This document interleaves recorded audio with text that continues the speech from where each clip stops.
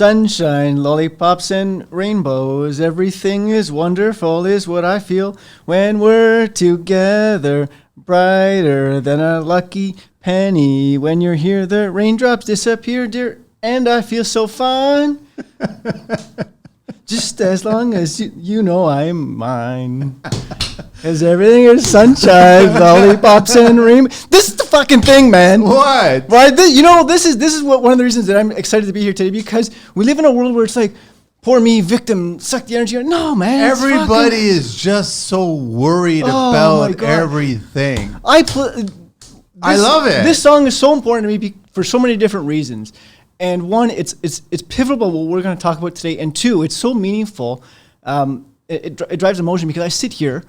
I drive with our children. Christian's 9, soon to be 10, and Cassandra's 7. And I just say, Siri, play Sunshine, Lollipops, and Rainbows. And we sing this in the vehicle. And they're like, Dad, enough. I'm like, you guys don't get it. You don't get it. Right? They will. They will. One day. Because when you step into a construction site, it's like, hey, fucking asshole. You're such a dick. And I just like... Or you hear silence and nobody's communicating with it, and which is worse. And I'm sitting here going, if I walked into a bank and said, hey, good morning, asshole, I'd be arrested. Yeah. Why do we do that in construction? So this resonated with me so deep. So thanks for allowing me to do that. No, and by the way, you. I got to tell you this, I've never in my life sang, by the way. My dad is a musician. Most people don't. I've grown up around karaoke, and every time the karaoke mic would come out, I would grab my camera. I'd be, I'm the photographer. So this really got me uncomfortable and called me to action. And thank you for that. No, thank you for that. We recently, it's kind of a shame because I think we've had 2 or 3 people have been on the show and they're like, oh, I don't want to sing. I don't want to sing. I don't want to sing. And I'm like, just let it go. Who cares? Doesn't matter if you suck. Listen, I did it. I've done it on the show and I was brutal. I was really, really bad. I've got other talents. I can't sing. That's it. That's just how it is. So we open it up and welcome, Jonathan. Thank you. Welcome so much to the show, man. I'm so glad that you're here. I know that this has been on the schedule for a while and I've been looking forward to it. And off mic, we were talking about how I think we first messaged and connected when you were on a road trip. Oh my God, I got to share this story with the world. Look, and we were talking offline, and I think it's tremendously important for me to bring it online. I believe in God. I believe in the universe. I believe that people intersect when life is ready, and when and there's messages that we must resonate towards and surrender ourselves to take action. And so the story is brief. I came across the construction life a year ago before I started my podcast, People First Then Construction, and I listened, and I was kind of curious, and I knew nothing about. I didn't even listen to podcasts, but the construction life came into orbit for a reason. Because I'm the same. Because I was like, what the hell is podcast? How do I do all this? So you're on orbit, and then there was a couple of guests that we had mutual connections with, and it sort of died down. And then I got to tell you this: one of the people I started working with, Phil Russo. Thanks, Phil, for this. Heavy Duty Homes. Yeah.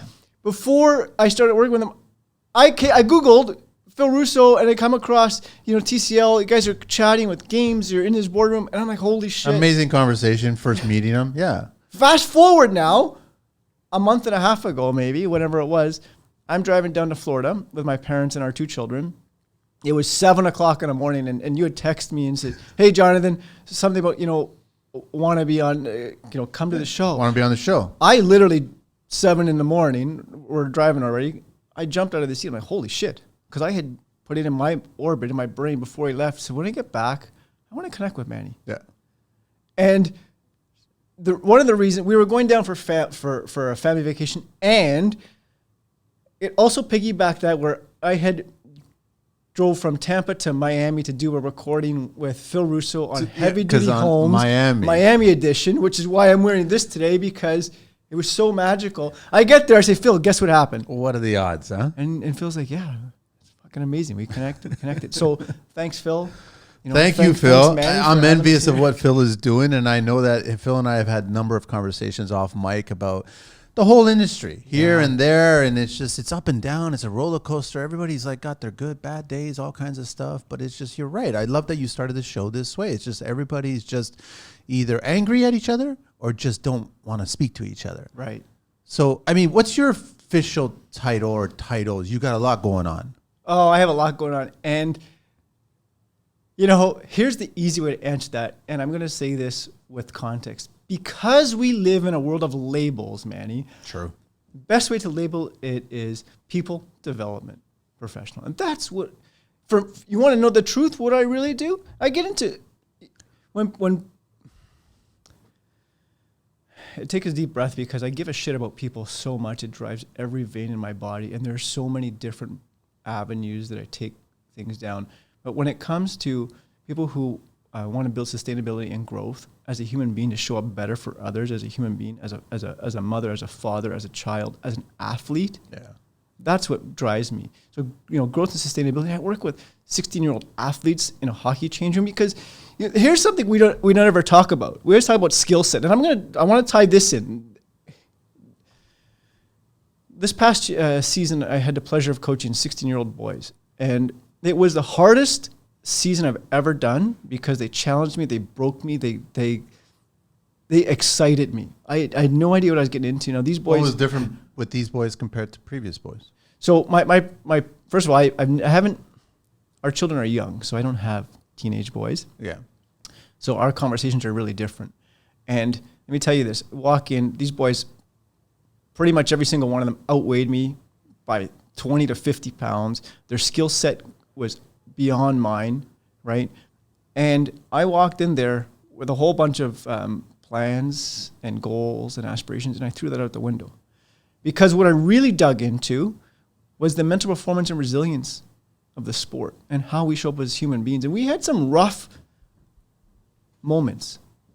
Like I would walk in, there was times where I would just walk in there and I wouldn't say shit, and I was just like, are you guys fucking done? Like, put your shit aside. You hit the goalpost. I don't give a shit, because 2 inches over would have been a goal. It's how you react and how you bounce back from the incidences in life. And we did 2-day seminars. Every single day we were talking about how we show up here, because that translates to what happens in the field. Now you take that to construction. This is what I talk about, right? Everybody gets so pissed off. You fucked up. No human being needs to be told they fuck up. I know when I make a mistake. We know it. Yeah. I feel like a piece of shit. I don't need you to suppress me. I need you to support me. That's what a coach does. It's not there, though.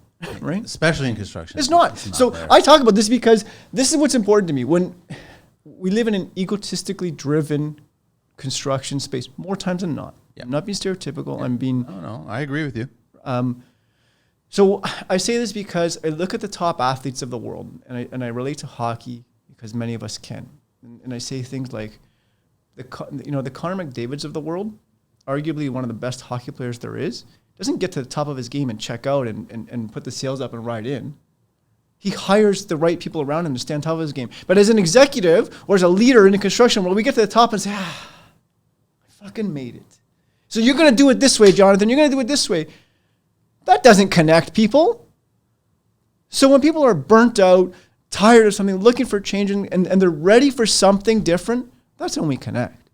That's how I help people. Jonathan, you think there's twofold to all of that? That people look at somebody that has succeeded and they think self-made person. But also if they fucked up, it's like they deserved it kind of thing. It's that whole quote about how, like when a hero stumbles, the cowards will rejoice over that shit, right? But nobody realizes that there's a bunch of people around that one person that either brought them to that level or contributed to that level. Yeah. You know what I mean? But nobody pays attention to that. They all of a sudden just think they woke up one day and became at the top of the mountain. That's not reality. That's not what happens. Never is. We've always got great people around us. So why don't we acknowledge them? Most people don't. Look, I've grown my entire life, and I'll say, I say I have a special connection, and I'm not sure why, with females more so than males, because there's always, and I use that word purposefully, always great females in my world supporting me, whether that's my wife, whether I've had, I used to, when I was working in the Oz world, I had a work wife. Marlene was always there for me in the space I'm in now. I've got great women around me, keeping me in check. And calling me on my shit sometimes and saying, like, look, you're being an asshole. They're very good at that. You're being an asshole. Men are not good at that, though. No, men say, don't, men don't want to face that shit. Man up and shut up and just move on. Have a beer. Yeah. That's not really the right thing to say or do. There's not. Yeah. And so look at this is an important topic. So I want to step into this space, right? Yeah. And whether I'm talking to athletes, whether I'm talking to project managers, whether I'm talking to executives, whether I'm talking to other construction leaders, somebody breaks a leg and we say, you know what, Manny, you're going to go on light duties. Take your 6 or 8 weeks to recover. Yet an incident happens on a site where somebody gets hurt or dies that we don't talk about enough. Yep. We dismiss it. Right? I just suck it up like, we'll move on. This is a true story, and I'm not going to mention any names except I was talking to a friend in the industry. We were having dinner one night, and he was telling me about a site. Now, there was a couple of near misses on this site already where people could have died, and they didn't. And it all got down to psychological safety because there was no, I'll tell you, because you understand this, and many of our audience out there will, the psychological safety of, I've got your back. What you matter is important. I hear you, I see you, I understand you, right? So when shit happens on a site, say, Jonathan, if I'm the electrician on site, hey man, I hit the light in the parking garage. It's 347 volts. That'll kill somebody. Yeah. It's live. Yeah. Take care of it. That doesn't happen. It happened. So anyways, fast forward. Somebody died. Literally, had climbed the crane and jumped to their death. And, in the world we were in today, everything is sort of caught on video, right? This happens on a Friday. The site shuts down. And I remember having this conversation and how'd you deal with that? Well, it hurts me to say this, and it's so true. It cost us $6,000 and the site was open on Monday morning. I looked at him and said, you're a fucking asshole. What? So the value of that life. I said, that's what you're talking about? It cost you $6,000 and the site's open Monday morning? The fuck is the matter with you? This is on video. Every single person was impacted on that construction site. Nobody checks in with them. No, because we do exactly what you're talking about. Suck it up, Jonathan. That guy was fucked up to begin with. That's why he jumped to his death. If we had seen the triggers, folks, check in with them. People don't. Whether I'm talking about a stone construction worker, an angry child, or anybody in between. There's cause behind that. Yeah. The behavior is an expression of what's actually going on. Check in with them. So this is the shit that I talk about, right? This is the shit that, we talk about performance. We talk about getting better. What does getting better mean, Manny?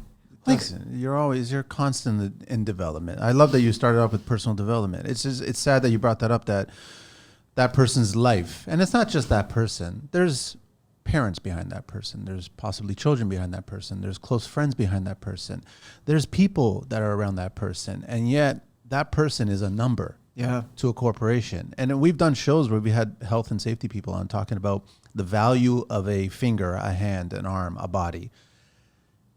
It's really, I can't understand it, how you can put a number to those things. And that's what I was going to say. Even before you said it, I bet you anymore, this site was going to be up again running on Monday. So you're just easily replaceable. So somebody else is there. And if they go, then you're just a number. And it shouldn't be that way. It should be the brothers and sisters in arms should be collective going, hang on, shut it all fucking down and understand why this happened, who that person was. Like they have value. I'm closing my mind into it, and it's almost gonna make me cry because this is, you talk about this shit, and this is one of the big reasons that I left. When I was at Oz Electric, I was in a position where many people looked at it and said, "Fuck, man, you could have put the sails off and rode into the sunset and named your shit." Money ain't everything, man. Money ain't everything. And I started to question why I was doing, and that's a whole story for another pathway, except that I'll tell you this, there was a moment in time where I had never taken a stand so hard in my life for human beings that it resonated. And there are some organizations out there, and these are big organizations, folks, that are nationwide, that it is embarrassing to mention their names, but they go up, and stand in front of people and say, 0 lost time injuries, 0. And I sit there and go, fuck you, you're full of shit. Why? Because I've lived it. Because when, we had people thrown off site because some guy told another guy to go fuck himself and drink a cup of coffee, and you throw the harassment bill? Well, hang on a second, man. Equality is not a public relations thing when you think it's going to serve you well. If you're going to stand up and call shit out, you better be ready to stand in the mirror and say, our shit stinks too. And you don't just sweep it under the rug and hope it goes away. When you give a shit about people, fucking everything changes. Everything. Especially construction. Everything. What's the difference between a tower going up in a year versus a year and a half if there's better safety and accountability towards human life? Yeah. I get it. I understand the financial difference between there. But I mean, you really justifying that financial just for that 6 month period, whether it takes 2 fucking months. Toronto's bad for this. the amount of construction that's going on where they're not focusing on the little people, on the tradespeople, the ones that are actually doing boots on the ground, working and pulling off all these life-threatening situations. And it was funny. This morning I was having a conversation with Josh, Best Damn Roofer, and we were talking about how there's no accountability on the products that we're using. He's like, listen, we have to do something. I probably ripped off so many asbestos-laden shingles that I'm probably going to be affected in my golden years as a result of it. But that doesn't factor into the jobs that he's doing or the work that he's working for or the companies, the products that he's using and all that shit. But there's no accountability. I was like scared shitless when I found out that asbestos was still being sold off the rack into the 90s. Because the government's allowed the companies to get rid of their inventory. So you're purposely inputting material that is harming boots on the ground, the little people. And then their lives are not worth much. They're not even making much to begin with. Like the tradespeople, they're not making much to begin with, but that's what they factor in their life to be. And I don't respect it. Trust me. And the moment, you're right, the moment you start speaking out against it, they try to quiet you down. Yeah. Because they don't want to hear it. They don't want to have an emotional connectivity to that person. No. They're a number, they're a name on a sheet. And that's it. So this is the vision, right? Like this is where I get amplified because I have a different vision. I believe in a world where we treat people as precious gifts and not widgets, right? Where the respect is reciprocal. Yeah. So I hear, this guy doesn't give a shit. Well, because if you don't give a shit about him or her, you think they're gonna care? Respect has to be reciprocal. And when the respects are reciprocal, efficiencies change, optimizations occur. We drop the cultural, the educational, the socioeconomic barriers that exist today in construction that people don't want to talk about or acknowledge. And when you do that, people are appreciative for the work they do. And they actually give a shit to show up. What's the 2-letter word that most contractors, tradespeople in this business say when you ask them how they're doing? 2-letter word? Well, I guess if you abbreviate it, it's 2 letters. But tell me. They always say okay. Okay, yeah, what a fucking bullshit answer. Okay, like the amount of times that you've asked and I've asked and you see them say it, I'm okay. Yeah, I'm okay. You're not okay. Yep. There's got to be a reason why you're just saying okay. Yeah, what does okay mean, right? It's almost like an answer to just, I don't want to continue the conversation. I don't want to speak to anybody. I don't want to let anybody know what I'm really feeling or what's going on personally, professionally, what's happening with... So a friend of mine told me recently that this guy's he's in the film business. Film is on strike right now, right? So a lot of people are not working. He's in his 60s, and his son was helping him out. His son's like 34 years old, helping him build a deck because he's trying to make money wherever he can because the industry's on strike. 32, 34-year-old son has a heart attack and dies. And he's still trying to push on. And he's gone back to the deck after everything happened, and he's trying to complete the deck on his own that he started with his son. And he breaks down because his son wanted to help him with it. And I'm like, he's such a young person, and he had a heart attack, and that life is gone. And it's affecting him, it's affecting his family, it's affecting everybody, right? There needs to be more of value associated with that life. Whether they're okay or they're not okay, or what they're going into work and whether they jump off a crane, whatever, there has to be, and you're right, the people have to find these triggers. They have to see, if people communicated more between each other, it wasn't just blinders. You're an electrician and I'm a plumber, so I hate you. No, whatever. Use those stereotypes and have jokes about it, but you still care about that brother and sister. You have to still care about that brother and sister on the site. It's extremely important to do that, but nobody does it. No, I mean, what changes when you probe a little bit? Look, we say, I'm okay. All right, so tell me more about that. Like, what does that mean? How are you actually doing? Hey, here's the other framework that comes to mind when you talk about this. It's like, hey man, hi, good morning, how you doing? Okay, good. What is good? Like, tell me more about that. Good. Or the grunt morning. Yeah. The fuck does that mean? Come on, man. Like, when it gets down to it, this is, I think, where most human beings, we all know it, yet we compartmentalize it, or we choose to block it off for whatever reason. The bottom line is, look, until you holistically and wholeheartedly look after yourself first, you're of no value or service to anybody else. Yep. It's like, we all want to be that Ferrari engine, but if you put shit fuel in and shit oil and you don't maintain it, then how do you expect it to run at 200 miles an hour? It ain't going to happen, folks. And that brings up a good point. You get a lot of men in the industry that just turn to vices. Yeah. Right? To drown it, right? Yeah. I want to shut it off. I want to numb it. Guess what? It ain't going away. It actually doesn't numb it. It amplifies it. Yeah. Sure. Right? We disconnect from reality. We got a lot to talk about. I still want to share the deets. Hang on a second. I know you got a lot of these. You got a book. Yeah. You got 2 books. How many books you got now? I wrote one myself. I contributed to another one. The Keys to Our Success was compiled of a bunch of project managers worldwide. I've got another book in the works, pending. Working with York University in the project management space, Project Bites. What was the drive for you to write the book, to get that messaging, to get those lessons out there? Yeah, great question. And I'm not sure there's a short answer to that. We got plenty of tape. Inside of me, there was a desire, and I knew that I had stories to share with the world. And this goes back even, I think, 2 or 3 years before even writing the book. And I literally brain dumped stuff. I'm a big fan of brain dumping. Yeah. And I brain dumped it onto a piece of paper, and I sort of stored it. And then, no shit, this is true. I went to a conference, a 2-day conference with my friend Yashar, and he's a naturopathic doctor by trade. So I showed up to a naturopathic workshop for 2 days with him. And, everybody's like, well, you're in construction. What the hell are you doing here?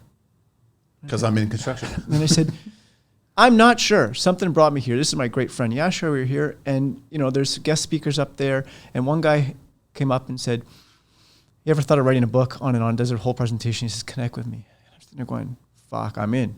Because I'm a big proponent of, I don't know everything, so I'm going to lean into the experts and the coaches. So I hired a coach, take me through step by step. And in 9 months, I had idea to paper, connected me with editors, connected with people, connected with everybody. I don't know. How do you write a book? How do you do all this?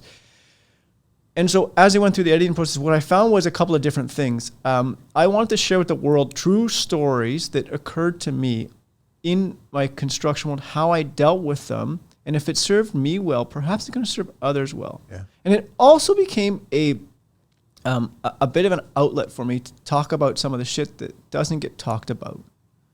So it was some, I'm going to say this, it was some sort of therapy for me to get it out. And then as I refined it, and I'm like, here's the key principles. There's 5 key principles there that worked for me well. And I talk about how, I started day one, I'll never forget this, right? Like I'm fortunate to grow up in construction, from, sweeping floors, toilets, everything. Except my realm was electrical, commercial, institutional, industrial, right? And when we joined Oz in 2005, my world opened up to condos and union workers, and this was very different than non-union. And I remember stepping on site to a high-rise building day one, and I'm looking up and going, working with your hands is demanding. You demand gear that works as hard as you do. Now get it. Only at Work and Wear. Offering the best in workwear since 1975. From Coolworks ventilated work pants to keep you cool, to mesh and survey vests to keep you safe, including harnesses from $49.95. And top name safety footwear by Timberland, Keen, Kodiak, Terra, and Blundstone, just to name a few. Only at Work and Wear in Markham, Scarborough, and Whitby, or workandwear.ca. holy shit, where the hell am I? This is and we have to experience it. So I shared what that was like and how I pivoted past that and some of the challenges and the goals that we set and things that worked for me. And then, walking into rooms, and true story, right? Like you walk into rooms and you get an asshole ripped out of you. Who the fuck are you? Excuse me? Right? And everybody's looking to blame and pin. And these are real life stories. And then how I screwed up too. Yeah. There's in the book, there's stories of how I screwed up and how I pivoted past them, what I learned. And because if I can share that with one person in the world and it makes a difference, then high five, then job well done. Because that's what it's about. That's how it all came to be. And I'll be honest with you, I wrote the book and I got self-published. And you know what I didn't do? I didn't tell anybody about it. Why not? I don't know. Were you... Because I've gone through a similar experience. Were you exhausted by revealing all that information, and you thought, I don't know if anybody's going to want to? Yeah. I don't think anybody can relate. It brings tears to my eyes too, because the answer is yeah. Part of that, and because I thought nobody gave a shit. Yeah. I thought nobody cares. Like, who the hell are you, Jonathan, to share your story? I don't give a fuck about your story. I'm too consumed with my life. So I didn't. So it's sad? No, not really. It dropped to the world on Amazon in November of 2020. And Yeah, no problem, man. I didn't say shit. You didn't tell anybody? Not a few people, because I didn't care. Oh, I think I did, but I didn't, right? You're going through all this, and then something happened to me, and I'll never forget this, right? There was one night, and I said to my wife, I think I'm done, right? And she knew what that meant, because I think she had seen it happening over the years, right?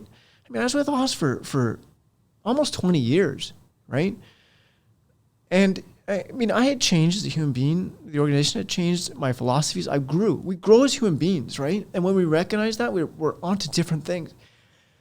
So it drops early November. I think it was the 12th or 13th, right? 20th of November comes, and I said to Karina one night, I got a meeting with Doug, who was one of the owners at the time, tomorrow. And she's like, what does that mean? I'm like, I don't know. I said, so she looks at me. She goes, so are you done? I said, maybe. She looked at me and goes, I call bullshit. You don't have the balls to do it. And she said that lovingly and wholeheartedly. And it wasn't like, I'm going to do this. And it was like, I'm ready. So I had no plans. Literally, I walked in there and I said, here's the thing, man. I love what I'm doing. And I love the people that I'm surrounded with. And I love what Oz is up to. I love where we're going to pivot to. And I love the opportunities that are in front of me, because there was, the position I was in. I mean, it was amazing. I was teaching. I was leading. I was actually gave a shit. I actually had an opportunity to really transform the human beings in that space. And because of that, I remember the conversation with Doug. Look, here's the thing. I don't know what this means, except what I can tell you is that I'm an all-in guy, and I'm fully committed. And to have 1 foot into Oz and 1 foot into something else, that's not fair to Oz. So I wrote this book, and this is what it's about. And I don't know what's next, but I feel in my heart there's something more. And that was it. And I said, I'm here. I said, I don't have a hard stop date. And it was 6 weeks later. The other, outside of the okay.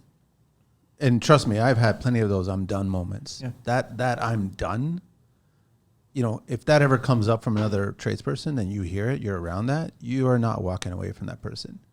You're going to, whether they share that to their significant other, they've shared it to a good friend that they work with, or, whatever, their employer, because they got that relationship. But if they say those two words, there's something behind that, right? So, and I think at that moment for yourself and myself, like when you actually got into that point where you think, I'm done, I'm fucking done. You got to realize that you're not done. You're getting ready to just get started somewhere else. That's all it is, man. It's as simple as that. For me, it was like a snake. I was shedding the skin of who I was and growing into who I was becoming. Yeah.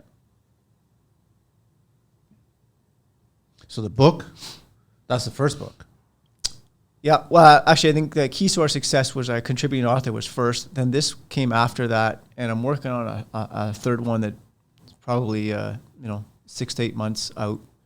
There's just lots of shit happening, man, because I have ideas and philosophies and things I want to share with the world, and shame on me if it's selfish for me not to. Well, the whole point is, in the same way that I'm sure you started your podcast and you started your books and you started your helping out other people, is like you thought to yourself, as long as I can connect with one person. It's the same reason that I started this show. As long as one person's listening. I've been fortunate enough that there's lots of people listening now.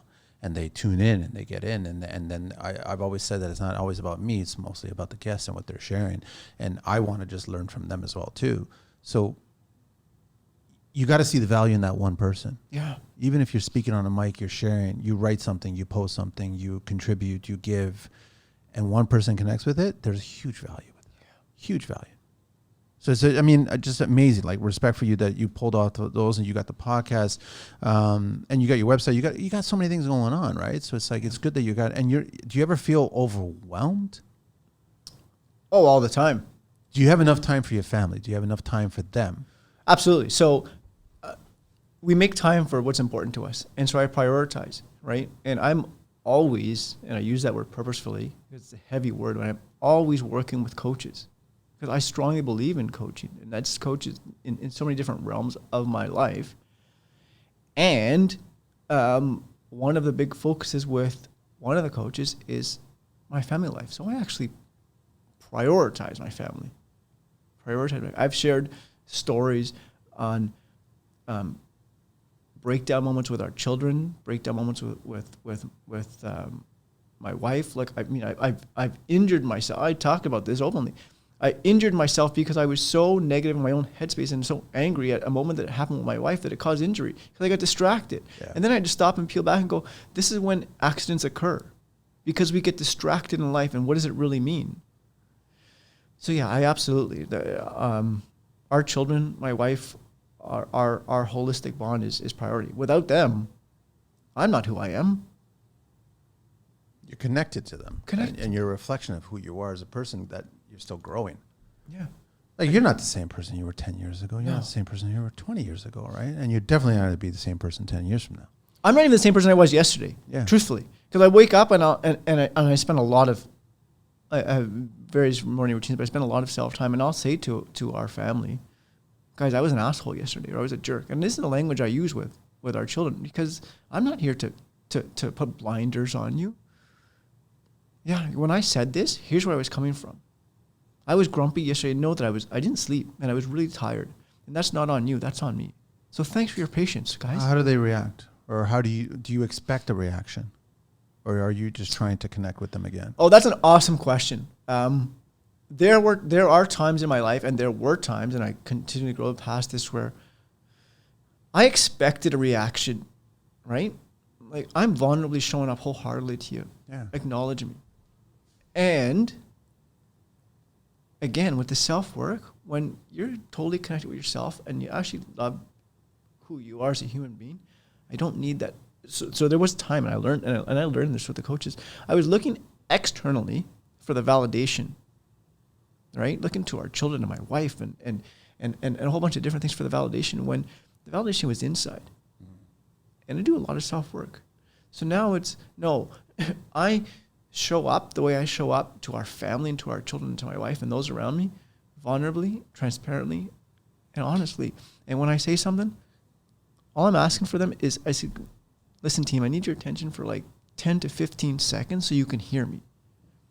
A response is not necessary here, right? And that's cool. That's cool. And they're open to that? Oh, yeah. In today's such a listen, world? So we have boundaries, right? Guys, I need your attention for a moment. Let me know, right? Hey, can we put the tablets down? Can we be fully present, right? You know, and we openly talk. I let them listen to some of the stuff I talk about on the podcast, and they're like, Dad, you're swearing a lot. I'm like, yeah, you know what? I am, and I'm passionate about it. And I share stories about our children, and you know, I tell them, and I said, Christian, I shared this story with you because it meant a lot, right? You may not get it today. In 10 years from now, when you hear this, it's going to land with you differently. This morning, right? Woke them up. They were, and I told them, guys, I'm driving to Oakville, and I got this show, and tell them all about it. They're like the most important human beings in my world. Mm-hmm. When you include them, and this is it. Like, I'm not telling you to gloat I'm telling you because I care.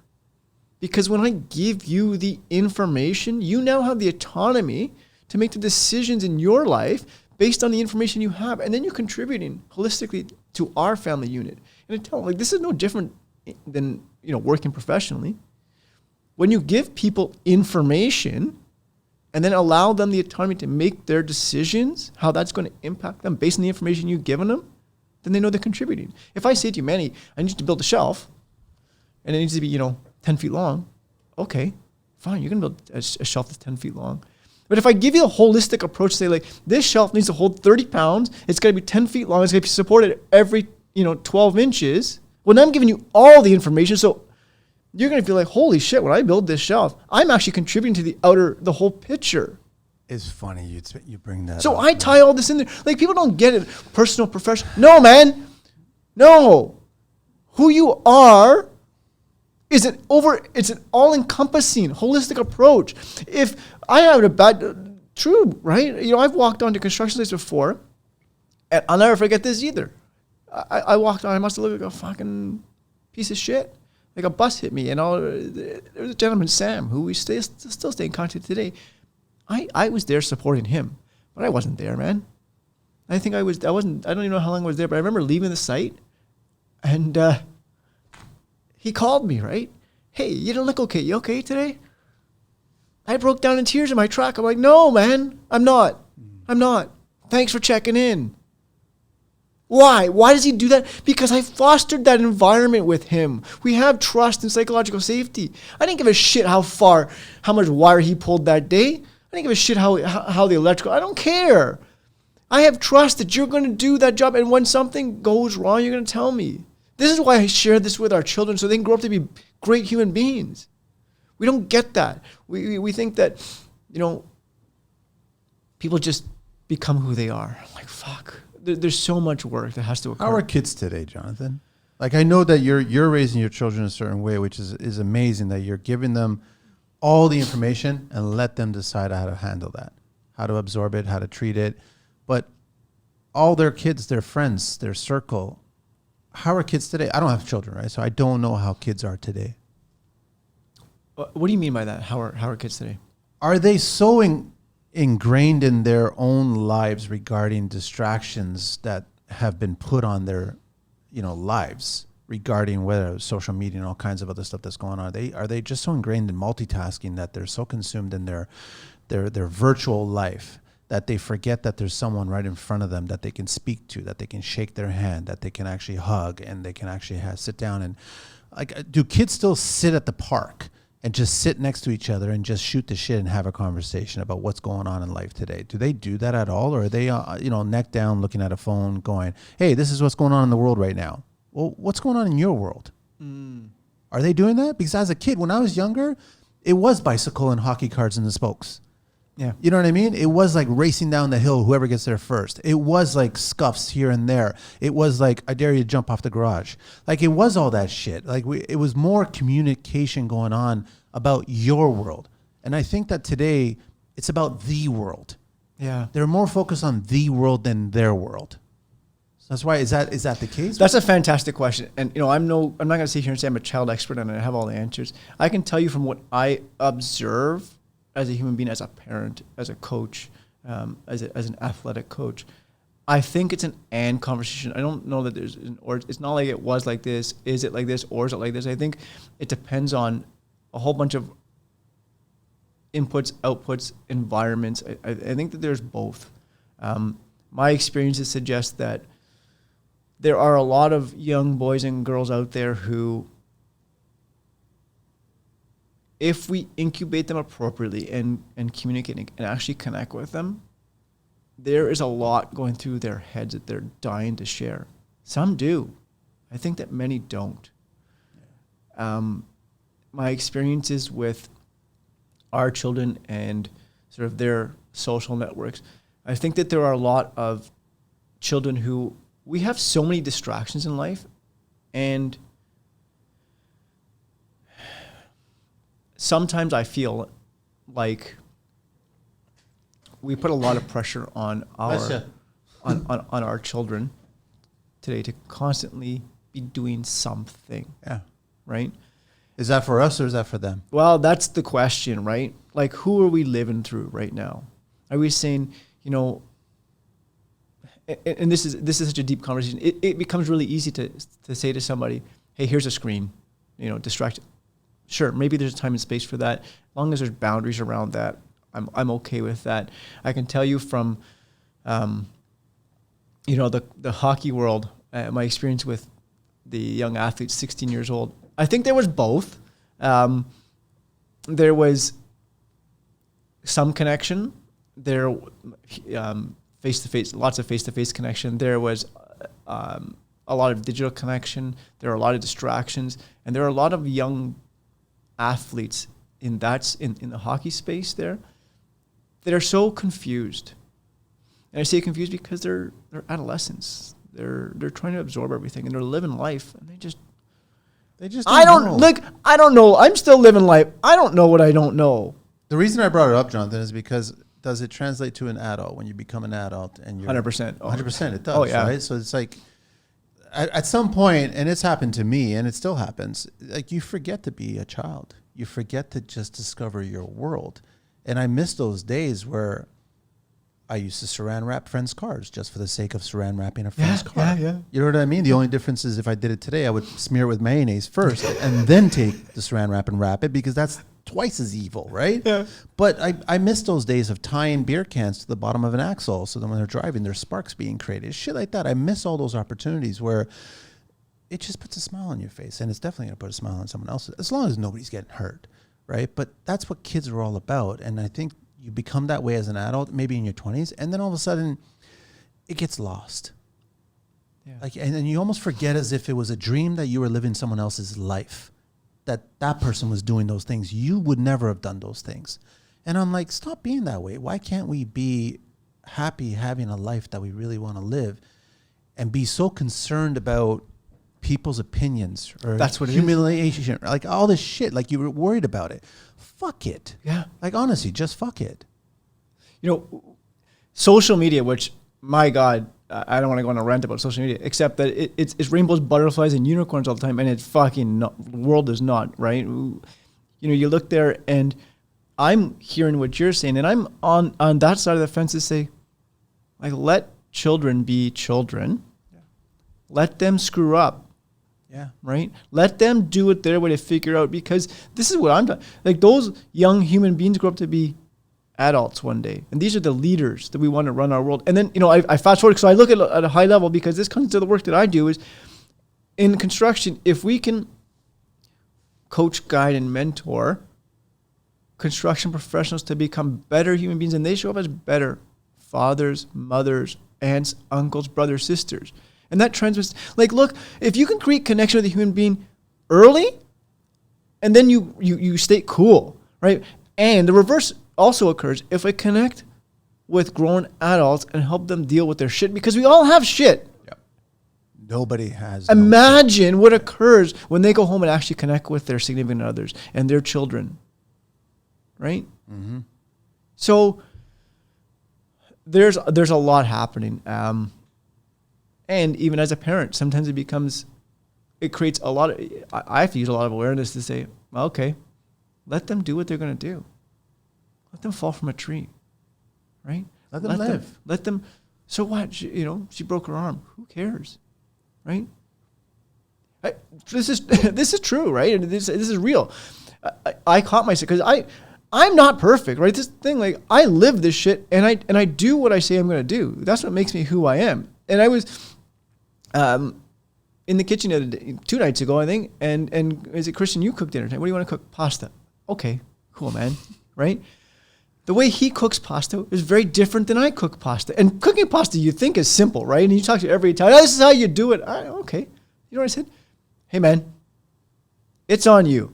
Okay. I don't care, right? This is what you're going to do. This is true, right? Like, I found myself initially, man, I'm like, hey, dude, look, you're boiling the sauce. It's going to evaporate, right? And, I checked myself right there. I'm like, I put my hand on his shoulder. I said, I love you. I'm here for you. Do you need my help? No. And there's the thing, right? Because look at the world we live today. And I go back to construction, because that's where we're comfortable. How many times you walk and go, this is what you need. This is how you're going to do it. You know what people don't ever do?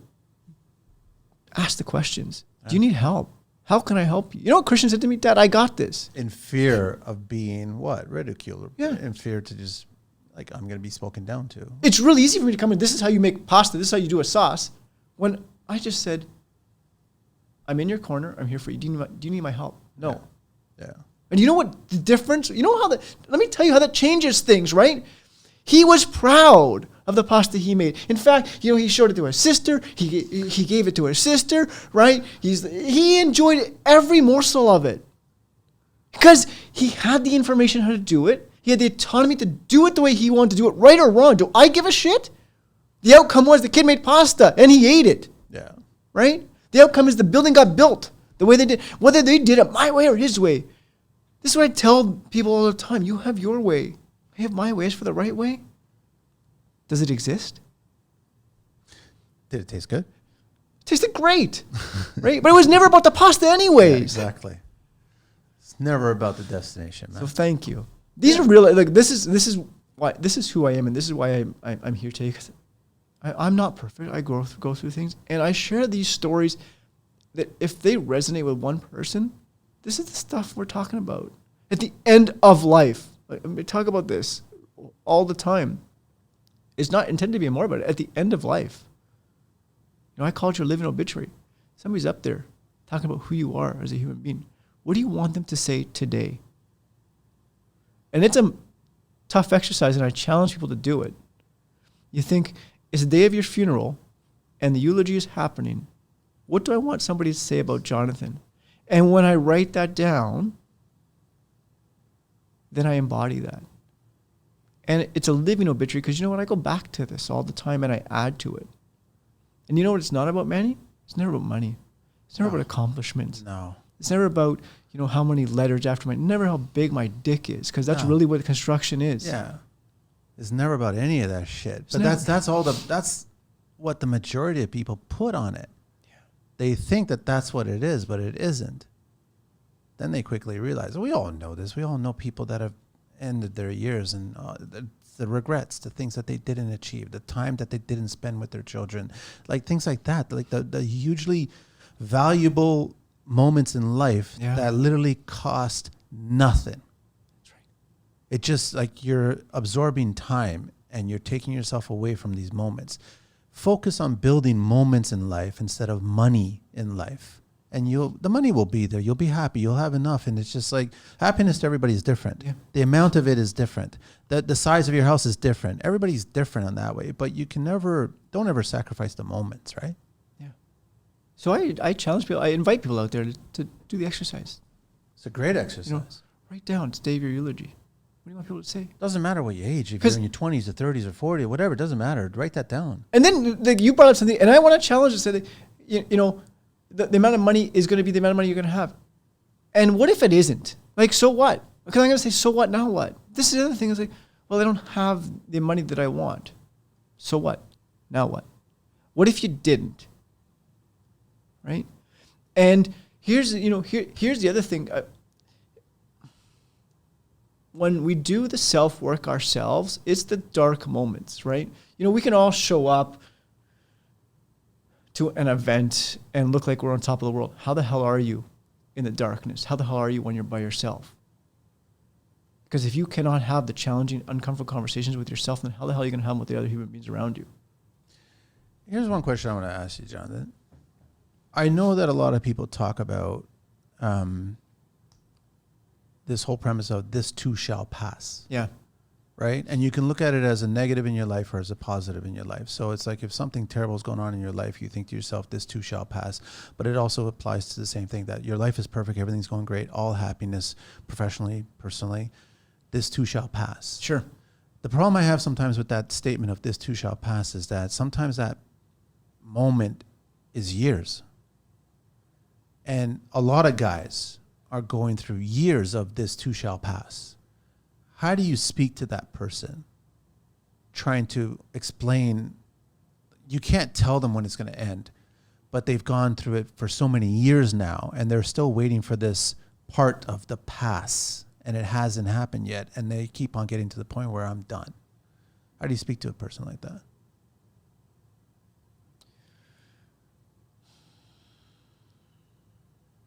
It just seems like it goes on and on and on. When's it going to end?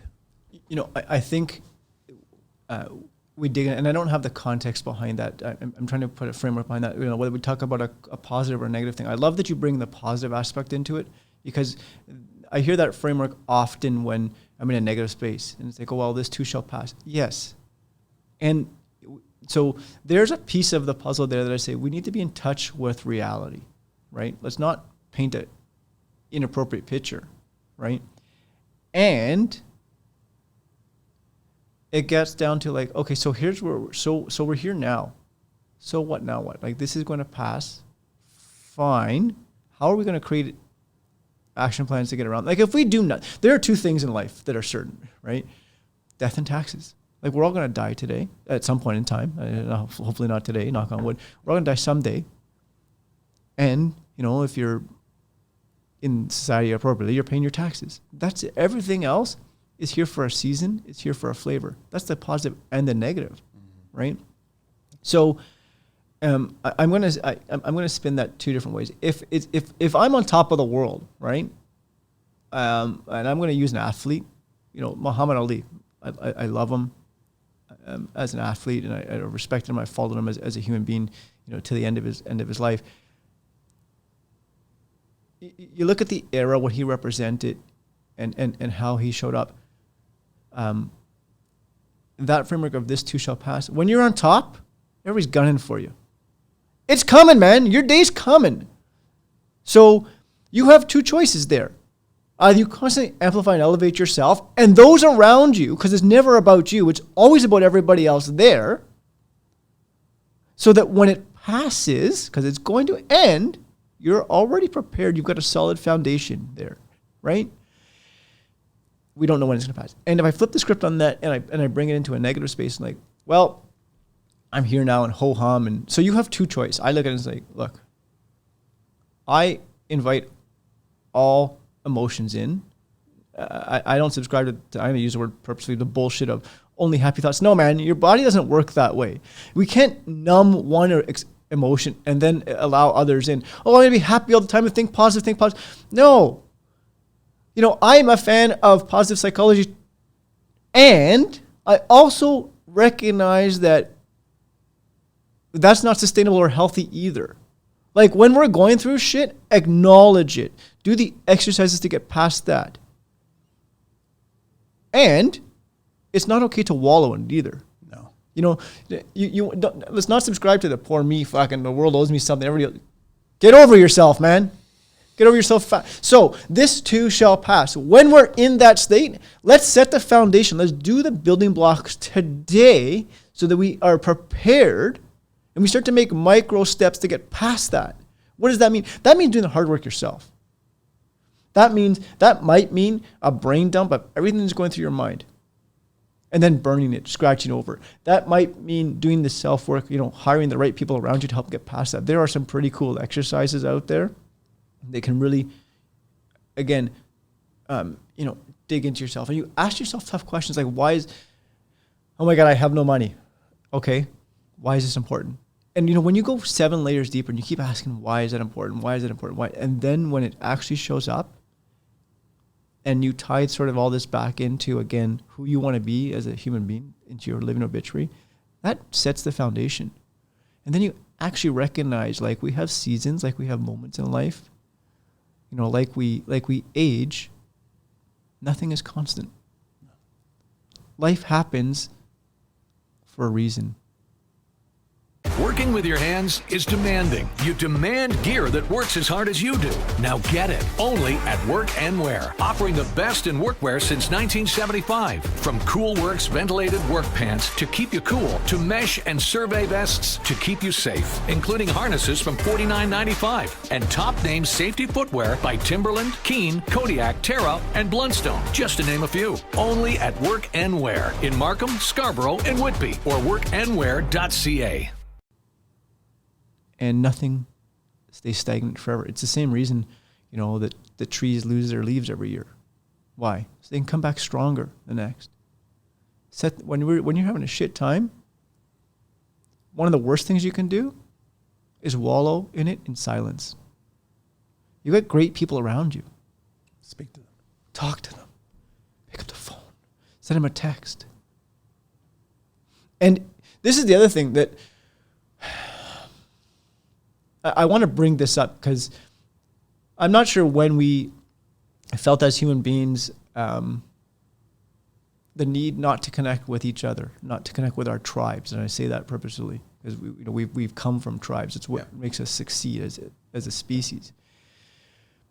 You know, if you're going through a rough time, and this happens more times than it's talked about, especially in construction, when someone's going through a tough time, they're like, "Man, he's going through a tough time. Let's just leave him alone and let him deal with his shit." No. I'm going to challenge him and say, why don't we check in with him and see what man he actually needs? Sometimes you'll say, you know what, Jonathan, I need 24 hours. I need some time by myself. Are you cool with that? Yeah, Manny, I am. And know that I'm still going to check in on you because I care about you. Because I'm going to send you a text. I'm going to call you. I'm going to send you something. Just say, I'm thinking about you. I care about you as a human being. You're important to this world. And oftentimes we feel scared to check in with people. We say, oh, let him deal with that himself. How's he going to deal with it, guys? Is that a selfishness? Is it that I've got so many of my own problems going on right now? My marriage is falling apart. I think we use that as an excuse. Right? I think we say, I have my own shit to deal with. But it takes no effort to fucking make a text and send a text and make a phone call and just go, listen, man, are you okay? And if you hear okay, then you're not okay. Tell me more. What's going on? Yeah, like what's actually going on in your world? Yeah. Right? Tell me more. The 3 words that change everything. Tell me more. Genuinely want to listen to that. And shut up and listen. Yeah. You get a lot of people that go through all this shall pass moment and they start questioning their purpose. Mm-hmm. Like a lot of people get into construction and they have this passion, they have this skill set, and they like, this is what I was made for. This is what I should be doing for my life. And it's not necessarily, maybe this is a stepping stone to what you're supposed to be doing in your life. You don't know for a fact. It's a different generation for your parents when they came here or they immigrated or whatever. They worked, they provided, and they made things happen for their children, and they pulled off, enough money to have the daughter or the son get married off and be proud of it and all this other stuff. But today's tradesperson feels that that's their purpose. And if it's not going right, then they start questioning their purpose. And they don't realize that there could be other factors at play driving them towards something else. I honestly believe that. I totally believe that if you're not getting what you have always been driven to try to get or achieve, there's genuinely a reason why. Yeah. Maybe you're being told to be redirected somewhere else. Never in my life 15 years ago did I ever think getting into construction after getting out of film production, I'd be here recording podcasts. Right. You know what I mean? Talking to people like yourself, sharing so much, and hopefully opening up other people's eyes, right, about what they really should be looking at or how they should be looking at their construction life, right? But here I am doing it now, and I still don't think, what else am I going to do? Where else am I going to go? What else am I going to do? We're living longer. Like if you take care of yourself mentally and healthy, then continue living and then continue really living. Like, don't take for granted the moment that you can live that much longer. And honestly, I'm envious of seeing people that are much older than me climbing mountains, doing Ironmans, exercise, waking up early. Like it just because they've got such a vibrant of life, right? They just want to keep on going. It's gone are the days of like, you get to a certain age, you just shut down and you sit on a couch chair and watch TV and that's your life. And I'm like, that can't be your life. There has to be more moments that you haven't achieved yet. Yeah. Go after them. It's so, you're pulling on the heartstrings, you say this, because there's a real common framework in construction where, and not just construction, but we're talking construction, but life. It's human beings, we can reflect and say, like, what have I done today? This is a common framework in social media. What have you done today to push the needle forward? Okay, fine. I'm also going to challenge you and flip the script on that and say, what have you lived today? Because that's the hard work. And when you embody what I've lived today, see, we live a world where we're the hardest on ourselves, right? And this is some of the work I do with the people I work with. You know, the way we speak to ourselves, when you change one word, 2 words, everything changes. Here's a simple exercise, Manny. You know, and this is in so many parts of my life, and even in our children, everybody in my orbit. It's the word should is a piece of shit word, in my opinion. It should never never even be in the dictionary. Yeah. Why? Because should is somebody else's rules, regulations, and standards. I should have done this way. No, I could have. So anytime the word should, I invite you to flip the script and inject the word could. Something as simple as this. And I live these moments too, right? And I do the work myself. There's moments where it's like, I'm done. I've hit a rock bottom and I need time to recalibrate, reconfigure, and realign myself, right? That might look like a day of shutting my phone off. And, you know, I'm a sensory deprivation fan. You know, I look after, and without guilt, right? Mm-hmm. So taking the day and said, you know, rather than going for a float session today, I should be doing this. No, I could be doing that instead. I'm doing a float session so that I can come back as a better human being. But in construction, everybody's got should. You should have done it this way. We should do it this way. Listen, asshole, check yourself, man. Manny, you could have done it this way. Yeah. And you chose to do it this way. So tell me about your philosophy on what. And now actually I'm connecting with you. Yeah. And now we're going to build a better building together. And now I'm going to understand who you are. Right?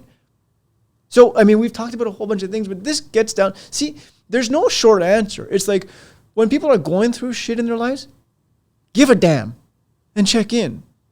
The easy thing is, you know what? Why don't you take 2 or 3 days off, right? And then leave Manny alone. Give him his 5 days. No, man. You don't even know if he's fucking alive. Truthfully. You don't know exactly what's happening. Do you know what's more meaningful? Say, I care about you. Yeah. We don't even want, I don't know when men in construction felt like I can't use the word love. Like, I love you, man. I care about you. Love can be affectionate and intimate. And yes, I love my wife and I love my children, right? I can also love the people I work with in a different way. And I would say this, it's so interesting, the response. I'm like, I love the work you do, and I love who you are as a human being, right? And people are like that. That's a hard word for me to accept. Why? Maybe if there was more of that, it'd be a better industry. Yeah. Like, enough with this masculinity kind of just block. Like, there's no purpose in that. Actually, caring doesn't matter if you're male, female. It just doesn't matter. Yeah. And how many times do we walk into meetings? I love it. I don't want to say I love it. It brings a smile to my face, right? We can all think of those meetings where you walk into and like, hey, you're going and you've got your documents. You're like, I'm going to go tell this fucking asshole how it is, right? And you've got all the data. How well is that going to serve you? It's exhausting. And that's what you're going to go and tell everybody that you ripped Jonathan a new asshole. And guess what? It's negative energy. And I'll tell you something. The 80% of the time, people don't give a shit. No. And the other 20% are happy it's not them. Yeah. So this is what I talk about, man. This is the, like, how does life change? When you got started, Jonathan, yeah, did you ever see it be this big problem? Did you ever think at the beginning that it was such a big problem? No, I never. I cared about people so much. It started to resonate with me, I think, when there were jobs that were a part of that were destined to fail. You given a piece of paper and said, this job's a piece of shit job. We took this job and it's going to suck. And then when we flipped it and it didn't suck. And when there were magical moments on job sites, and maybe I'll get into the stories or not, I'm not sure, except that, and then when there's jobs that are like, this is going to be a rock star of a job, and it sucks. And I started to question myself and say, what's really going on here? It's not me. I'm not, the superhero that's saving the day, because I'm only as good as the people who are actually doing the work. Yeah. So I started to dig in and like, okay, so what is it? And then, I became curious about everything. I mean, I'm a curious person, and I started to dig into the industry and just become curious and say, there's more here. There's more here. And I got irritated with the way we were treating people. And I got irritated with the way projects were starting. I mean, this is true, right? People, I'm going to use this, win jobs. And I hate that framework. I want a job. You want a job. Okay, fine. I'll accept that terminology, celebrate it. And then what's the next thing that happens? the contract comes out. Ooh, dirty word contract, because people get contracts and some sign them blindly, and I hope that many people don't. But then after the contract's signed, the next framework is, how am I going to get fucked? I was just going to say contracts are like sacrifice statements. Right? Yeah. So I challenge people to say, any contract that crosses your desk, take the time to read through it. Be vividly clear on what your expectations are. Don't be afraid to share that with others. That's what creates, Manny, this isn't going to work for me. Yeah. Here's what I need to succeed. What do you need to succeed? When, partnerships excel when expectations are vividly clear, right? When I know exactly what you want, then things are going to flourish. Yeah. But we do contracts and then what happens? Everything's going great until it's not. And, the contract says this. Manny, truthfully, and I've said this so many times, I really don't give a shit what the contract says. Like, how do we get through this together? Yeah, work on it. How do we get through this Deliver together? it. People get scared. Oh my God, the contract says I have to do this. So what? Like, now what? So what, now what? The contract says what? I'm a human being. You're a human being. Let's have a conversation. Contracts can be used as a double edge, whether it's your side on the trade or the client side on theirs. I genuinely think that the majority of contractors that I've spoken with or come cross paths with, their whole objective is to deliver exactly what they promised to do. Yeah. They want to do it. They want to get to the end. They want to complete it. That's their mechanism. So they want to deliver.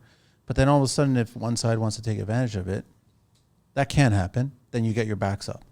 Then you can be that person that wants to fight it back. How about we just kind of collectively work together and pull this off, finish it, let's achieve it. But that's not the go-to. No. I think it's changing. I definitely think that construction industry and the tradespeople attached to it today are much better than they were of yesterday, right? They're getting more compassion, understanding of what the objectives are. They are truly getting better. But I think that there's also still a small percentage of them that are getting worse because of that defense mechanism. Well, I think we're in an inflection point too right now. So two things show up for me. First of all, the moment that trust is lost, it's game over. Yeah. Right. But I think that we're at a pivotal moment right now where our industry, from what I'm seeing, and I'm seeing what I'm seeing, the skill set and the experience is fresh. The skill set that once existed may not exist in the same capacity and the same capacity that once did. So we have some human beings out there that feel that I'm going to expose that and take advantage of that, right? So they'll push hard on the less experienced, the newer people, and the newer folks in the industry. Their only defense mechanism is to comply. Yeah. Oh, okay. So then now you're suppressing somebody. It's a negative reoccurring cycle. What do you tell tradespeople that they've been pushed so many times that I'm getting out? I want out. Like, it kind of is an extension of I'm done. I want out. And I've met these people, and they've gone to a different industry or gone to a different side of the industry. And they just got out because they couldn't continue fighting. So I ask a lot of questions. There's no one answer to that. What do I say to people? I ask a lot of questions. Like, what does get out mean to you today? Tell me more about that, right? Yeah. Like, if you are out, then what? Like, what do you enjoy about the industry? What don't you enjoy? Well, I don't fight. So why are we fighting? Well, because this client's, always on my ass. I'm going to challenge you to say, so why are we working with that client anyways?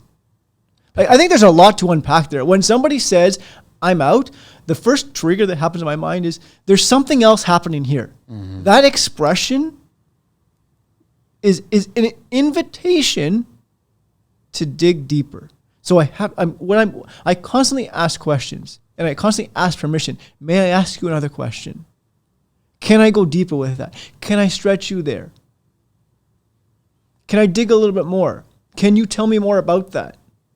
Because I dig for what's not being said. See, there's always a nugget of gold. When somebody says something, I get excited. I get like, ooh, like, because I know there's more. There's more there. Yeah. So dig for that nugget of gold.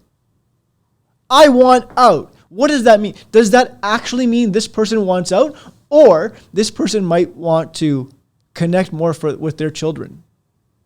Look, I'm going to tell you, from my example, when I said I was done, I learned today. You know what that meant for me? That meant for me that I was no longer willing to sacrifice the missed 5:30 dinners. We have young children. 5:30 is dinner time. You know how many 5:30 dinners I missed? Do you know how many trips I missed? Because I felt guilty, because if I didn't do that Leaf game, golf event, whatever it was like, well, you don't care about the company. No, knucklehead. I care so much about this company. I'm sacrificing it. So that's what it was for me. It was like, so when somebody says, I'm done, dig for what's not being said. It becomes really easy to say, like, we're problem solvers, right? Especially as men, we are problem solvers. In construction, what do? We solve problems. So when somebody says, I'm done, what's the easy response? Oh, okay, so get out. Yeah. No. He or she's trying to tell you. They're giving you something. They're like a little child saying, can you hear me? See me? Understand me? It's a cry for help. It's not a cry for fix me. It's a cry for see me, hear me, understand me. Connect with me. But that's what men do. That's the first thing they want to do, is figure out what the problem is, and I'll fix it. This is the solution. Here's a grocery list of ideas that I'm going to share with you to and then solve your problem. But that worked for you, Manny. It doesn't work. I know. It might not work for me, right? Everybody's different. Yeah. Everybody's different. And I know that many tradespeople, specifically tradesmen or anybody in any industry, they wake up in the morning, they look at themselves in the mirror and they ask questions, but they're asking the same question over and over. And then it's refreshing to have somebody else that's a fresh pair of eyes looking in and asking you a different question that you may never have thought of, and answering that question in a way that you've never thought you would answer it. Then you all of a sudden, like you said, get digging in through there, and then you get to the source of why. Why? Don't give don't give them the cookie. Don't give them the solution. Yeah. Even if you know the solution, even if they know you know the solution, you know what we all need sometimes? A friend to be a sounding board. Just listen. Just listen. Just listen. It doesn't happen enough. And it doesn't happen enough. If I was still on job sites and doing jobs and I knew that certain people were hurting, I'd pull them off the site and go for a walk and walk the neighborhood, go around the neighborhood and have a walk, have a 15, 20-minute walk and just shoot the shit. Just shoot the shit. Because you don't know what's going to come from that. Here's something else to think about too. I love that. And I also want to tell people this. Sometimes the greatest gift you can offer somebody is presence in silence. Yeah. You know how cool it is to say to somebody, I'm going to be in this room. I'm not going to say anything. You don't need to say anything. I'm just going to sit here, or I'm going to be over here. Because we're highly intelligent human beings, and our brains are always fermenting these ideas. I practice this. I don't talk shit out of my ass. Like, I practice what I do, and I've failed so many times. Whether it be with my wife, whether colleagues, whether our children, I've volleyed in and said, here's how you... Females are awesome to call us on our shit. It's really easy as a man. I have this problem. Here's how you're going to fix it. You know what they don't want to hear? How are you going to fix their... They don't give a... 9 out of 10 times, they don't give a shit. I don't care. Our children are different. Sometimes, like, when I screw up, sometimes the best thing I say, I'm going to sit right here. I'm not going to say a word.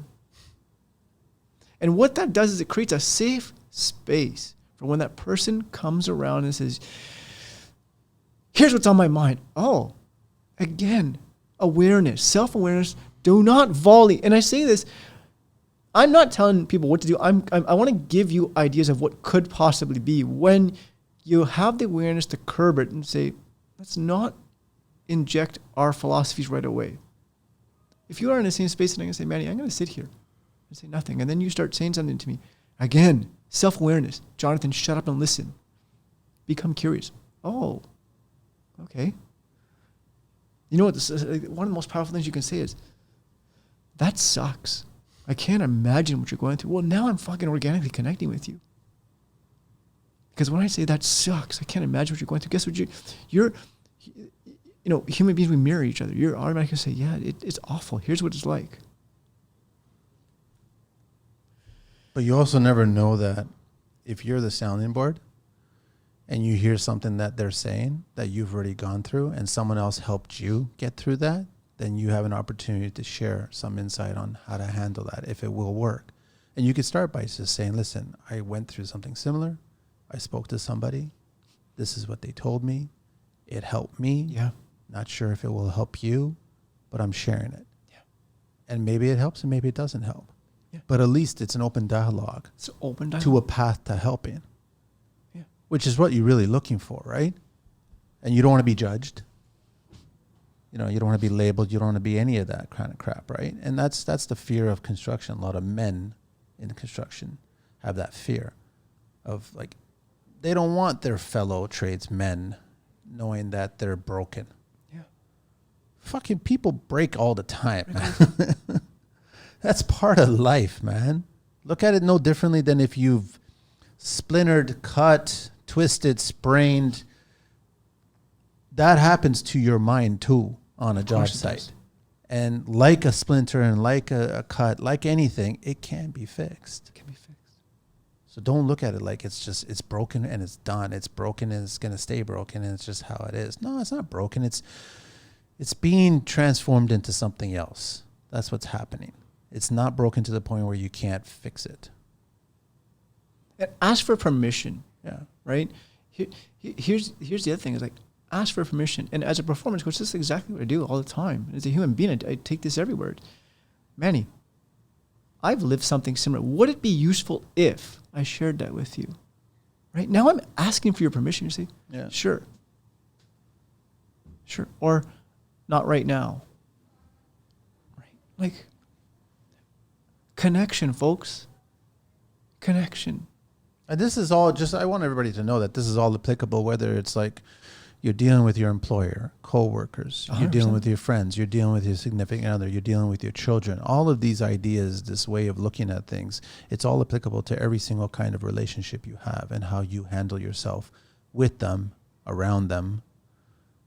Like, don't look at it differently. Like, don't say, well, I need to speak to one person about this situation. I need to speak to somebody else about this situation. No, man, it's all applicable to the same. I get we hear that. I need to be an asshole. No, you don't need to be an asshole. You can be assertive and set boundaries. Yeah. It is okay to set comfortable boundaries. Here's the boundary. This is offside. And when you say this to me, it makes me feel inferior. So please say it in a different way so that it lands differently. Let's set the boundaries. Yeah. Rather than armoring up. The easiest thing for us to do is armor up. I'm going to armor up and go to war. Fuck, that sucks. Fuck, that's exhausting. All I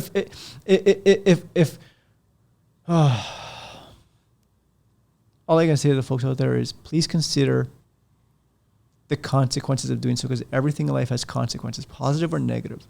You can choose to armor up. How well is that going to serve you? Is that the outcome you're looking for? And what if we had a different approach? What changes? Is that protecting you from just a delay? Like, is it a delay of the inevitable? That's what you're doing by armoring up? What do you mean by that? By, instead of, I'm not going to address it, but I'm going to protect myself today, so then I don't have to address it today. I'll push it off till tomorrow. But is that really the best course of action? Oh, no. For me, I think that's the worst thing, because all that does is it compound. It compounds until one day you erupt, and then that expression is not what's actually going on.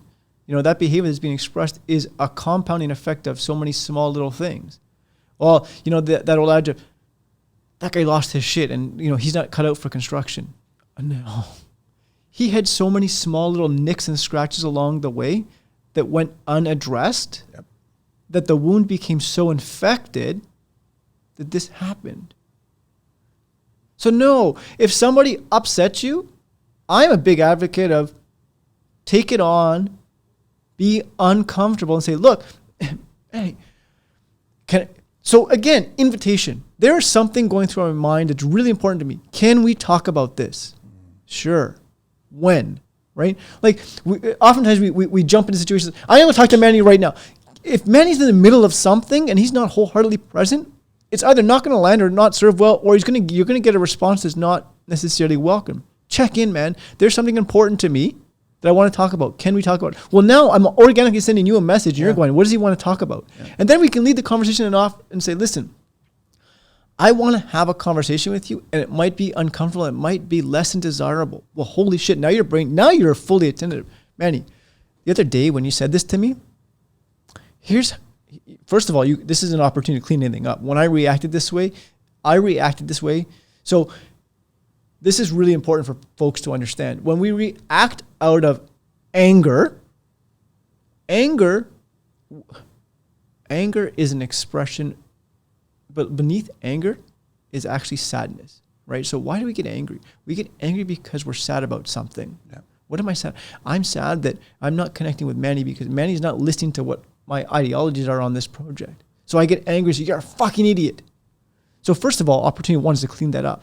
And the second thing is, Manny, when we're in this space, here are my expectations. Is it unreasonable to expect this? Now we've got the clear expectations set. Look at how our conversations are different. And guess what? When I have that conversation with you, you know what you're going to do? You're going to go have those same tough, uncomfortable conversations with all the guys and girls around you. And guess what? You're organically making the job, our species, the human race, a better place. We're teaching people how to have the fucking uncomfortable conversations. We're teaching people saying it's okay to set boundaries. And then you know what happens, right, Jonathan? Everyone's got their back on the job site now. That's right. Now we've got an environment of psychological safety. Yeah. Holy shit. Everyone cares about their fellow person. Yeah. So then now you work as a collective now. Now you care about your next task. You care about the previous task. You care about the person next to you, beside you, in front of you, on top of you, whatever. Like you care about what's going on. And then that makes the progress of the project go better, smoother. No problems, and everyone's happy. You enjoy. You go back to why you were a tradesperson. You go back to the self of pride, and you go home, and you're like, "This is what I achieved today. This is what I pulled off." You tell your spouse, you tell your kids about it. You tell your coworkers. You tell, like, "I'm excited tomorrow. I want to go do this. I want to pull this off. I want to imagine. I'm looking forward to that next job." Now you just got each other's back, which is what we really want. Yeah. And this, I want to go into this for a moment in time, right? Because live this too is. Great teams succeed, right? When psychological safety is present and you have each other's back, right? When the Connor McDavids of the world are having a shit game, what happens? Everybody else around him picks it up, right? And so when we go to construction sites, there are some philosophies out there that say, I'm not going to keep the same guys together, job to job, because they're going to, the adage of fuck the dog. They're going to cover up for each other. They're going to. Okay, I am, that is like, all right, I want to take this one on. Because the whole thing, when did teams succeed? We succeed when I understand the limitations of Manny and he understands my limitations and he fills the gaps. And I also understand, hey man, it's his birthday today. Let's do something nice for him. Hey man, like he's about to get married. Let's create an experience for him. People don't give a shit about the job. You know what they remember? The experience. Yeah. We drive by. I was with. I have the pleasure of being in a mastermind group with a bunch of great human beings. And last night we were talking about some of our old projects together, and I talked about a screw up that I had where I did something silly, and it was about the experience that it created. We kind of laughed. We laughed wholeheartedly because nobody remembers the fucking job. Yeah, it was the experience that happened 15 years ago, right? Why did that? Because you foster the right environment, you set the boundaries, right? And that's the other thing is some people say is, oh, well, you keep the same people, they become friends and they count each other. No, that's where you set the boundaries. Manny, we are great friends and know that when we work together, this is what's offside and this is what's not, right? So please don't put me in a position where you're going to have to, make me question our trust, our relationship, and perhaps have some negative consequences. I don't need to tell you that. No. Like, that if you're going to do something detrimental to the job, I don't know, lie, cheat, steal, that doesn't serve anybody well. No. Manny, those are the foundational boundaries, man. You don't cross those boundaries, I don't give a shit what you do. The moment that occurs, we're having a tough conversation. Instead of escaping from the conversation, what happens when a tough conversation, this happens, right? rather than having a tough conversation, what do? We dismiss the guy. Send him to another job. Let him become somebody else's problem. Take out. Oh, fuck. I know. Oh, fuck. Especially in commercial, especially in high rise, right? It's a little different in residential, but I mean, my best sites and my best moments on construction sites were when there was so many tradespeople working at the same time, and you know that it can become a situation, but then all of a sudden it becomes more of an environment of working together and wanting to help your fellow person. Yeah. And then you see this you actually sense this feeling now. Everyone's working together to achieve what we all set out to do. Yeah. And I'm like, there's no lone tradesperson that can do everything. I don't give a crap what you're saying, right? Doesn't matter. Even, the almighty carpenter still needed a hand, right? Like everyone needs another person to help out. So it's like, if you come on the job site, the good mornings, how are you doing? I'll get coffees. Just an environment. You talk about birthdays and stuff, the amount of times that I've done cakes on sites, and I've joked with them, certain people got cakes that were in the shape of penises and things like that. Yeah. It was still the cake. You know what I mean? They still had candles and everything like that. But I mean, like, that's because I respect them and I want them to be part of the situation. I want them to understand that there's people here that have your back. Right. So I always try to create that on a site, and I like seeing it on other sites. I like stopping by and checking it out and seeing that. But you're right, on commercial high rise, you don't see a lot of it. Everybody's got their blinders on. They just come in and it's just yelling. And sure, can change though. There's an opportunity for that to change. Yeah. So, you talk about something that struck a nerve with me. You talk about blinders and the simple thing, how to change things. How about you start with good morning? So when you pass another human being, say it in Italian, say it in Portuguese, say whatever language you want. As long as good morning. Instead of head down, not acknowledging, pretend to be good morning, right? Shake their hand, right? Okay, whether you can shake somebody's hand all the time, I'm not. You know what? The most good morning. Hi, good morning. Maybe that's the nicest thing somebody's going to say to them all day. I would like everyone knows Portuguese good morning, bom dia, right? It's just like botar or whatever, right? But then I would love to actually, I've met so many great guys, Russian, Ukrainian, I've met all kinds of different backgrounds, Middle Eastern, whatever. I would love to hear them say good morning, and then I learn how to say good morning in their language. And I'm like, then I'll say that to somebody else. And I think that would be a nice moment. Then when you're connected. Then you connect with them. What's that? Well, that's good morning in, I don't know, Spanish or whatever, right? Like, it's just whatever. Like that starts to connect everybody. Yeah. I totally agree with you, Jonathan. We can keep on going. I got to get you back, man. You got to come back. We got to continue this conversation. Absolutely. And just do more of it. But I got to do the 12 questions. Jonathan Cinelli, right? Cinelli? Yes. www.jonathancinelli.com. To reach you on your email is jc@jonathancinelli.com. Correct. And then your phone number is 416-717-4139. And then he's got his podcast was People First, Then Construction, which is basically what we're talking about today. I love it. I love that you can tell how many shows do you do? We're 50 plus episodes in. And what do you do, once a week or? Yeah, we're dropping once a week. Nice, man. And then you got the books, Put Your Ego Aside and People First. Kick your ego. Kick your ego. Kick your ego aside, put people first. That's it. Yep. And then I think that's all those. And you ready for the 12 questions? Absolutely. Let's rock and roll. What is your favorite construction word?